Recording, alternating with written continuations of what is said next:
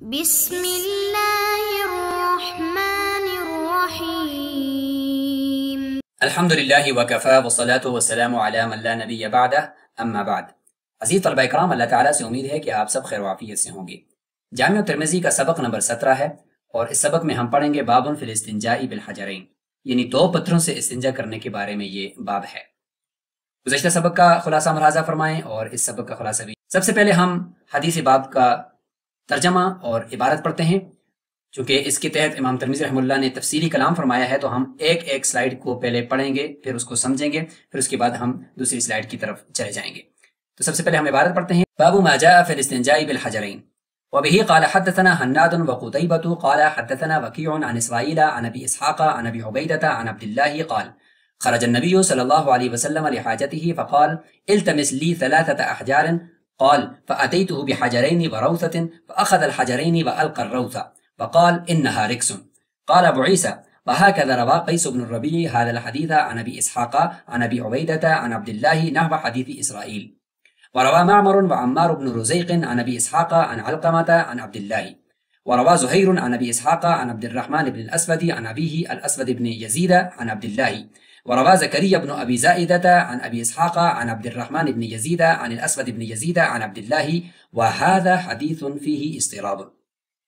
یہاں تک پہلے ہم ترجمہ اور اس کی مختصر تشریح سمجھتے ہیں۔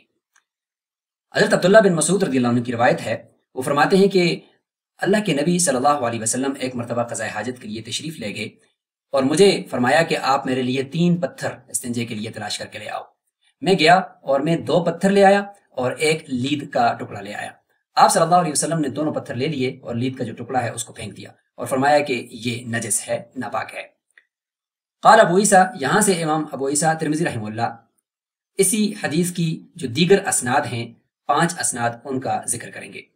ایک سند تو عن اسرائیل، یہ اوپر متن کے اندر ذکر ہوگی، اور دوسری سند فرماتے ہیں کہ وہاں کا روا قیس بن ربی، کہ قیس بن ربی نے بھی بالکل بعینی ہی اسی طرح روایت کیا ہے اسرائیل سے، اور اسی طریقے سے معمر اور عمار بن رزیق نے بھی ابو اسحاق سے، اور انہوں نے علقمہ سے، اور انہوں نے عبداللہ بن مسعود رضی اللہ عنہ سے اس کو روایت کیا ہے۔ اس طریقے سے زہیر نے بھی ابو اسحاق سے، اور انہوں نے عبد الرحمن بن اسود سے، اور انہوں نے اپنے باپ اسود بن یزید سے اس کو روایت کیا ہے۔ اس طریقے سے زکریا بن ابی زائدہ نے بھی ابو اسحاق سے، اور انہوں نے عبد الرحمن بن یزید سے، اور انہوں نے اسود بن یزید سے، اور انہوں نے عبداللہ بن مسعود رضی اللہ عنہ سے اس کو روایت کیا ہے۔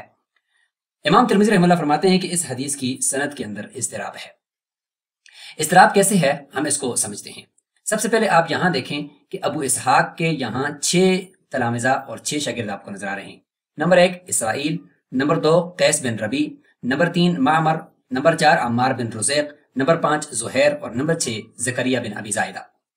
یہاں اگر آپ غور کریں تو آپ کو معلوم ہوگا کہ اسرائیل نے جو ابو اسحاق سے روایت کیا ہے، اور اس طریقے سے قیس بن ربی نے بھی جو روایت کیا ہے ابو اسحاق سے، ان دونوں کی روایات میں سند ایک جیسی ہے، اور انہوں نے ابو اسحاق اور عبداللہ بن مسعود رضی اللہ عنہ کے درمیان ایک ہی واسطہ ذکر کیا ہے، لیکن اسرائیل نے ابو عبیدہ کا واسطہ ذکر کر دیا اور قیس بن ربی نے بھی ابو عبیدہ کا واسطہ ذکر کر دیا، تو ان دونوں کی سند ایک جیسی ہے۔ اب بڑھتے ہیں تیسرے اور چوتھے شاگرد کی طرف جو ابو اسحاق کے ہیں، اور وہ ہیں معمر اور عمار بن رزیق۔ انہوں نے بھی ابو اسحاق سے روایت کیا ہے، لیکن انہوں نے بھی واسطہ ایک ہی ذکر کیا ہے جیسے ان دونوں نے کیا ہے۔ واسطہ انہوں نے بھی ایک ذکر کیا ہے ابو اسحاق اور عبداللہ بن مسعود رضی اللہ عنہ کے درمیان، لیکن وہ واسطہ انہوں نے علقمہ کا ذکر کیا ہے، جبکہ اسرائیل اور قیس بن ربی نے ابو عبیدہ کا واسطہ ذکر کیا ہے۔ اب ہم بڑھتے ہیں 5ویں اور 6ٹھے شاگرد کی طرف۔ 5ویں شاگرد ہیں زہیر، انہوں نے ابو اسحاق سے روایت کی ہے، اور انہوں نے عبد الرحمن بن اسود سے، اور انہوں نے اپنے والد اسود بن یزید سے، اور انہوں نے عبداللہ بن مسعود رضی اللہ عنہ سے۔ اس طریقے سے زکریا بن ابی زائدہ نے بھی بالکل بعینی ہی اسی طرح اس سند کو روایت کیا ہے۔ تو یہاں زہیر اور زکریا بن ابی زائدہ نے ابو اسحاق سے جو یہ روایت نقل کی ہے، انہوں نے 2 واسطے ذکر کیے ہیں ابو اسحاق اور عبداللہ بن مسعود رضی اللہ عنہ کے درمیان، اور وہ دونوں واسطے بھی عبد الرحمن بن اسود اور اسود بن یزید کا ہے۔ تو اوپر والے چاروں نے ایک واسطہ ذکر کیا ہے، لیکن 2 نے ابو عبیدہ کا، 2 نے علقمہ کا واسطہ، اور زہیر اور زکریا نے 2 واسطے ذکر کیے ہیں، اور وہ دونوں واسطے عبد الرحمن بن اسود اور اسود بن یزید کا ہے۔ اسی وجہ سے امام ترمذی رحمہ اللہ فرماتے ہیں کہ اس حدیث کی 6 اسناد کے اندر یہ اضطراب پایا جاتا ہے۔ اب آگے چلیں گے،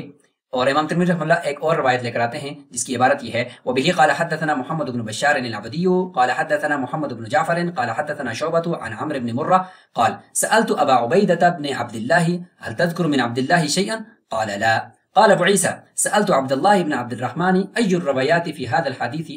عن أبي إسحاق أصح فلم يقض فيه بشيء وسألت محمدا عن هذا فلم يقض فيه بشيء فكأنه رأى حديث زهير عن أبي إسحاق عن عبد الرحمن بن الأسود عن أبيه عن عبد الله أشبه ووضعه في كتابه الجامع.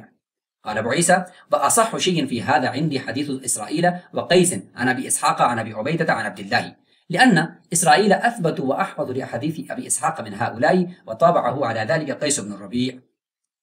امام ترمذی رحمہ اللہ نے یہ روایت لائی ہے جو عمر بن مرہ کی ہے. وہ فرماتے ہیں کہ میں نے ابو عبیدہ بن عبداللہ بن مسعود رضی اللہ عنہ سے پوچھا کہ آپ نے اپنے والد سے کوئی حدیث نقل کیا کہ آپ کو یاد ہے؟ تو ابو عبیدہ نے جواب دیا کہ نہیں، میں نے اپنے والد سے براہ راست کوئی بھی حدیث نہیں سنی. تو یہاں سے بھی یہ فرماتے ہیں کہ یہ جو روایت ہے یہ منقطع ہے جو ابو عبیدہ عن عبداللہ کی ہے. امام ابو عیسیٰ ترمذی رحمہ اللہ اس عبارت کے اندر اسی حدیث کی جو سند ہے اس کے اضطراب کو اور امام بخاری رحمہ اللہ کی جو ترجیح ہے اس کا ذکر کر رہے ہیں. فرماتے ہیں کہ میں نے امام دارمی عبداللہ بن عبد الرحمن سے پوچھا کہ یہ جو حدیث ہے اس کی کون سی روایت اور کون سی سند یہ جو ابو اسحاق کی ہے وہ زیادہ راجح اور اصح ہے. تو امام دارمی رحمہ اللہ نے کوئی فیصلہ نہیں کیا. پھر میں نے محمد بن اسماعیل یعنی امام بخاری رحمہ اللہ سے پوچھا تو انہوں نے بھی کوئی فیصلہ نہیں کیا اور کوئی جواب نہیں دیا. لیکن امام بخاری رحمہ اللہ کے طرز عمل سے یہ پتہ چلتا ہے کہ انہوں نے زہیر کی حدیث کو راجح قرار دیا ہے ابو اسحاق سے، اور عبد الرحمن بن اسود سے عن ابی عن عبداللہ والی روایت کو زیادہ راجح قرار دیا ہے اور اس کو اپنی کتاب جامع صحیح بخاری کے اندر ذکر بھی کیا ہے. تو یہاں پہ امام ترمذی رحمہ اللہ نے امام بخاری رحمہ اللہ کی جو ترجیح ہے اس کو ذکر کر دیا کہ انہوں نے زہیر کی روایت کو راجح قرار دیا ہے. اور آگے اپنی جو ترجیح ہے وہ ذکر کرتے ہیں کہ میرے نزدیک سب سے راجح جو سند ہے وہ اسرائیل والی جو روایت ہے اس کی جو سند ہے اور وہ حدیث زیادہ راجح ہے. اور اسی طریقے سے قیس تو بے نہیں، دونوں کی ایک جیسی ہے. تو فرماتے ہیں کہ یہ زیادہ راجح ہے. وجہ بتاتے ہیں کہ اسرائیل کی جو ابو اسحاق والی احادیث ہیں جو انہوں نے ان سے لی ہیں وہ زیادہ ضبط شدہ ہیں، اور اسرائیل جو ہے وہ زیادہ مضبوط اور ضبط کرنے والے ہیں ابو اسحاق کی روایات کو، اور زیادہ اس کو اچھے طریقے سے یاد کرنے والے ہیں بقیہ روایات سے. اور دوسری دلیل دے رہے ہیں کہ قیس بن ربیع نے بھی اس کی مطابقت کی ہے اور ان کی روایت بھی یہی نہیں اسرائیل کی روایت کی طرح ہے. اس سے پتہ چلا کہ اسرائیل کی روایت زیادہ راجح ہے اور اصح ہے. اگلی عبارت کے اندر امام ترمذی رحمہ اللہ جو اپنی روایت ہے جس کو انہوں نے راجح قرار دیا ہے اس کے مزید دلائل دیں گے، اور امام بخاری رحمہ اللہ کی جو سند ہے اس کے مرجوح ہونے کے اوپر دلائل دیں گے. ہم پہلے عبارت پڑھتے ہیں. قال ابو عیسیٰ رحمہ اللہ وسمعت ابا موسیٰ محمد بن المثنى يقول سمعت عبد الرحمن بن مهدي يقول ما فاتني الذي فاتني من حديث سفيان الثوري عن ابي اسحاق الا لما اتكلت به على اسرائيل لانه كان ياتي به اتم. قال ابو عيسى وزهير في ابي اسحاق ليس بذاك لأن سماعه منه بآخرة يا بآخرة. قال وسمعت أحمد بن الحسن الترمذي يقول سمعت أحمد بن حنبل يقول إذا سمعت الحديث عن زائدة وزهير فلا تبالي ألا تسمعه من غيرهما إلا حديث أبي إسحاق، وأبو إسحاق اسمه عمرو بن عبد الله السبيعي الحمداني، وأبو عبيدة بن عبد الله بن مسعود لم يسمع من أبيه ولا يعرف اسمه. امام ابو عیسیٰ ترمذی رحمہ اللہ فرماتے ہیں کہ میں نے ابو موسیٰ یعنی محمد بن مسنہ فرماتے ہوئے سنا کہ وہ فرما رہے تھے کہ میں نے عبد الرحمن بن مہدی کو یہ فرماتے ہوئے سنا کہ وہ فرما رہے تھے کہ میں چونکہ سفیان ثوری رحمہ اللہ کی درسگاہ میں جا کر احادیث ان سے لیتا تھا، اور وہ احادیث جو انہوں نے ابو اسحاق سے نقل کی ہوئی تھیں تو وہ احادیث میں نے ان سے جو سنی ہیں. فرماتے ہیں کہ میں نے باقی ساری احادیث سفیان ثوری سے لی ہیں، لیکن جو ابو اسحاق والی احادیث ہیں وہ میں نے ان سے نہیں لی، وہ مجھ سے فوت ہو گئی تھیں، یعنی اس وقت میں ان کی درسگاہ میں نہیں گیا. الا لما اتکلت به علی اسرائیل، مگر صرف وہی روایات جو میں نے اسرائیل سے سن لی تھی، یعنی ابو اسحاق والی وہ روایات جن کی وجہ سے میں نے اسرائیل پر اعتماد کر لیا تھا اور بھروسہ کر لیا تھا، وہ روایات میں نے اب سفیان ثوری سے نہیں سنی. کیوں؟ اس لیے کہ اسرائیل ان روایات کو زیادہ اچھی طریقے سے زیادہ ضبط اور اتقان کے ساتھ وہ لے کر آئے، اور ان سے میں نے لے لی تھی، اس لیے میں نے سفیان ثوری سے نہیں لی.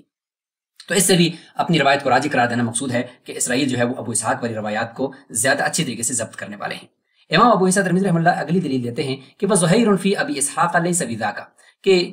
اسرائیل کے مقابلے میں جو زہیر والی روایت ہے وہ مرجوح ہے، اس لیے کہ ان کی روایت ابو اسحاق سے جتنی بھی روایات ہیں وہ قابل اعتماد نہیں ہیں، اس لیے کہ زہیر کا ابو اسحاق سے جو سماع ہے وہ ابو اسحاق کی آخری عمر کے اندر ہے. آخرہ کہہ دیں یا بھی آخرہ کہہ دیں، معنی ایک ہے کہ ان کی آخری عمر کے اندر ہے، اور اس وقت ان کے حافظے کے اندر تغیر پیدا ہو گیا تھا، اس لیے زہیر کی روایت جو ہے وہ راجح نہیں ہے. اسی طریقے سے آگے فرماتے ہیں کہ میں نے احمد بن حسن الترمذی کو یہ فرماتے ہوئے سنا کہ وہ فرما رہے تھے کہ میں نے احمد بن حنبل رحمہ اللہ سے یہ سنا، وہ فرما رہے تھے کہ جب آپ حدیث سنو زائدہ سے یا زہیر سے تو کوئی پرواہ نہیں ہے کہ اس حدیث کو آپ کسی دوسرے راوی سے نہ سنو. اگر آپ ان سے سن لو تو جو بھی حدیث سنو گے زہیر اور زائدہ یہ قابل اعتماد راوی ہیں، لیکن سوائے ابو اسحاق والی روایت کے کہ ابو اسحاق والی جو روایات ہیں وہ اگر آپ ان دونوں سے سن لو تو آپ کو کسی اور سے بھی سننا پڑے گا، کیونکہ ان روایات کے اندر زہیر اور ابو زائدہ جو ہے وہ قابل اعتماد نہیں ہے، تو اس سے بھی زہیر والی روایت کو مرجوح قرار دینا مقصود ہے۔ آگے ابو اسحاق کا نام بتا رہے ہیں کہ ابو اسحاق ان کا پورا نام عمر بن عبداللہ السبیعی الحمدانی ہے، اور ابو عبیدہ ان کا نام جو ہے وہ پتہ نہیں ہے، لیکن انہوں نے اپنے والد سے کوئی بھی روایت نہیں سنی، کیونکہ یہ انتہائی چھوٹی عمر میں تھے جس وقت آپ کے والد کا انتقال ہو گیا تھا۔ حدیث باب کے راویوں کا مختصر تعارف بھی ہم یہاں پہ جان لیتے ہیں، جیسے کہ ابو عبیدہ کا نام آپ نے ابھی دیکھ لیا کہ یہ کنیت سے یہ مشہور ہیں، اور بعض نے کہا کہ ان کا نام عامر ہے، لیکن صحیح بات یہ ہے کہ ان کا جو نام ہے وہ کوئی بھی مشہور نہیں ہے، یہ کنیت سے یہ مشہور ہیں، اور ان کا سماع ان کے والد سے نہیں ہے۔ عبداللہ بن مسعود رضی اللہ عنہ، آپ ان سے واقف ہیں، عبداللہ بن مسعود بن غافل، اور اس طریقے سے صاحب النالین بھی ان کو کہا جاتا ہے، اور سابقین الاولین میں سے ہیں، بدر کے اندر بھی شریک ہوئے۔ قیس بن ربیع الاسدی ابو محمد الکوفی، ان کے آخر میں بھی یعنی آخری عمر میں ان کے حافظے میں تغیر پیدا ہو گیا تھا۔ احمد بن حسن بن جنیدب الترمذی الحافظ الجوال۔ اسی طریقے سے زائدہ سے مراد یہ زائدہ بن قدامہ الثقفی ابو سلط کوفی ہیں، اور عمر بن عبداللہ السبیعی الحمدانی یہ ہمدان قبیلے سے ان کا تعلق ہے، اور یہ ابو اسحاق ان کی کنیت ہے، اور یہ مکثر ہیں، ثقہ ہیں، اور تیسرے طبقے سے ان کا تعلق ہے۔ حدیث باب میں مشکل الفاظ بھی موجود ہیں، جیسے کہ رکس، تو رکس را کے کسرے کے ساتھ اور کاف کے سکون کے ساتھ، یہ رجز اور رکس دونوں ایک ہی معنی کے اندر ہیں، اور اس کا معنی ہے نجاست، یعنی نجس اور ناپاک چیز۔ اس طریقے سے رجز یہ رجیع کا لفظ بھی پچھلی حدیث کے اندر آیا تھا، یعنی رجی کا معنی یہ ہے کہ ایک حالت سے دوسری حالت کی طرف لوٹ کر آنے والی جو چیز ہوتی ہے، جیسے کہ چارہ ہے تو چارہ کھانے کے بعد اب یہ گوبر بن کر نکلتا ہے، اس لیے اس کو رجی بھی کہتے ہیں۔ اور الروثہ، یہ گھوڑے، خچر اور گدھے کی جو لید ہے اس کو روثہ کہا جاتا ہے، اور حدیث جو ابھی حدیث باب ذکر ہوئی اس کے الفاظ بھی یہاں لسان العرب کے اندر اسی وجہ سے ذکر کیے گئے ہیں کہ روثہ جو ہے وہ لید کو کہا جاتا ہے۔ حدیث باب کی جو تشریح ہے اس کے اندر صاحب تحفۃ الاحفظی نے بھی، امام ترمذی رحمہ اللہ نے جو اپنے قول کو راجح قرار دیا ہے، ان 3 دلائل کی طرف صاحب تحفۃ الاحفظی نے یہاں پہ اشارہ کیا ہے۔ صاحب تحفۃ الاحفظی نے اس عبارت کے اندر امام ترمذی رحمہ اللہ کی طرف سے جو اضطراب کا دعویٰ تھا اس کو رد کیا ہے۔ وہ فرماتے ہیں کہ اضطراب تو اس وقت آتا ہے کہ جب وجوہ اختلاف دونوں طرف برابر ہو، جب ایک قول راجح ہو جائے تو پھر وہ اضطراب ختم ہو جاتا ہے۔ اور دوسری بات کہتے ہیں کہ اضطراب اس وقت آتا ہے کہ جب دونوں جو اقوال ہیں ان کو جمع کرنا متاثر ہو جائے، جبکہ یہاں پہ یہ دونوں باتیں نہیں ہیں، اور آخر میں پھر چل کر زہیر کی روایت کو یہ راجح قرار دیتے ہیں کہ زہیر کی جو روایت ہے اس کو مختلف طرق سے اس کو روایت کیا گیا ہے، جیسے کہ ابن ابی شیبہ نے بھی، اس طریقے سے لیث بن ابی سلیم نے بھی عبد الرحمن بن اسود والی جو روایت ہے اور یہ زہیر والی جو روایت ہے اس کو مختلف طریق سے نقل کیا ہے اور روایت کیا ہے۔ اس سے پتہ چلتا ہے کہ اس کے مختلف طرق ہیں اور یہ راجح روایت ہے۔ اور دوسری بات یہ ہے کہ ابو عبیدہ والی جو روایت ہے، جو اسرائیل والی روایت جس میں ابو عبیدہ کا ذکر ہے، انہوں نے خود فرمایا کہ میں نے اپنے والد سے اس روایت کو نہیں لیا یا میں نے کوئی بھی روایت نہیں لی، تو وہ روایت منقطع ہوئی، جبکہ زہیر والی روایت جو ہے اس کے اندر عبد الرحمن بن ابی الاسود اور اسود بن یزید ہیں اور وہ روایت متصل ہے۔ حدیث باب کے اندر فقہاء کا بھی اختلاف ہے کہ پتھروں کی تعداد استنجے کے لیے ضروری ہے یا یہ ہے کہ صرف صفائی وہ لازمی ہے اور صفائی مقصود ہے۔ تو یہاں پر صاحب النفخ الشذی نے یہاں ائمہ کے اقوال کی طرف اشارہ کیا ہے، جس میں امام ابو حنیفہ رحمہ اللہ کا قول ذکر کیا ہے کہ استنجا افضل ہے اور اس میں عدد جو ہے وہ مستحب نہیں ہے، اس کے اندر اصل اعتبار وہ انقاء اور صفائی کا ہے۔ اور امام مالک رحمہ اللہ کا قول ذکر کیا ہے کہ جب پاکی حاصل ہو جائے 3 سے کم پتھروں میں بھی تو یہ کافی ہو جائے گا، 3 پتھر ہونا لازمی نہیں ہے۔ اور اگرچہ یہ جو روایت ہے یہ عدد کو ظاہر کرتی ہے، لیکن یہ عدد جو ہے رسول اللہ صلی اللہ علیہ وسلم کے وہ لید والے ٹکڑے کو پھینکنے کی وجہ سے پتہ چلتا ہے کہ یہ عدد شرط نہیں ہے۔ اسی طریقے سے یہاں پر بھی ائمہ کا جو اقوال ہیں ان کو ذکر کیا گیا ہے۔ صاحب معارف السنن فرماتے ہیں کہ حنفیہ کے بہت سے ائمہ نے اسی حدیث سے اکتفا کرتے ہوئے عدد کو غیر مسنون قرار دیا ہے اور لازمی قرار نہیں دیا، لیکن صاحب معارف السنن فرماتے ہیں کہ یہ بات بھی ضعیف ہے، کیونکہ ایک دوسرے طریق سے یہ پتہ چلا ہے، دوسری اسی روایت کے اندر ایک اور طریق ہے جو علقمہ عن ابن مسعود ہے، اور اس میں یہ کہ فَأَلْقَى الرَّوْثَ وَقَالَ إِنَّهَا رِكْسٌ إِيتِنِي بِحَجَرٍ، یہاں لفظ اتنا لکھا گیا ہے، یہ ٹھیک نہیں ہے، ایتنی بحجر یعنی تیسرا پتھر بھی یعنی میرے لیے لے کر آؤ، تو یہ الفاظ بھی اس میں موجود ہیں، اور اگرچہ علامہ عینی نے اس کو ضعیف بھی قرار دیا ہے اور اس روایت کو منقطع قرار دیا ہے، لیکن بہرحال یہ دوسرے فریق یعنی شعافے کا مستدل بن سکتی ہے۔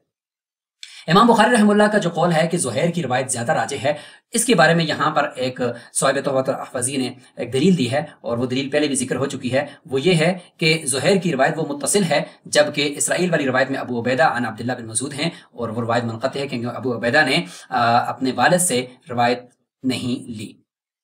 علامہ عینی نے اعتراض کیا ہے کہ ابو عبیدہ نے اپنے والد سے روایت نقل کی ہے، اور انہوں نے ایک دلیل بھی دی ہے، اور وہ روایت یہاں پہ انہوں نے ذکر کیا ہے کہ معجم الاوسط طبرانی کے اندر حدیث